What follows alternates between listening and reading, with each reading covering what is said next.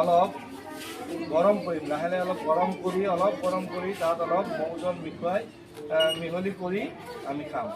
খালে কি হয়, আমাৰ চৰ্দি কাহ সেইবিলাক আমাৰ নিৰাময় হয়।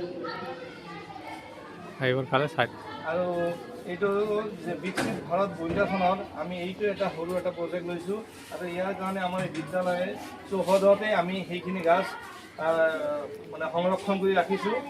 যিহেতু আমাৰ এই ওচৰ চুবুৰীয়াত ল'ৰা ছোৱালী সিহঁতৰ মা দেউতাও ইমান শিক্ষিত নহয়, আৰু যিহেতু আমাৰ এই অঞ্চলত কোনো হস্পিটেলো নাই, সেইকাৰণে এই গাছখনক আমি সংৰক্ষণ কৰি ৰাখিছোঁ।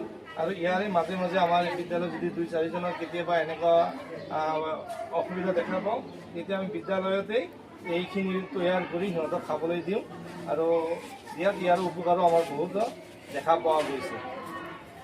ধন্যবাদ। এইখিনি আমাৰ মানে এই আজিৰ দিনৰ এই প্ৰজেক্টৰ এইটোৱে আমাৰ সামৰণি, ইয়াতে সামৰণি মাৰিছোঁ।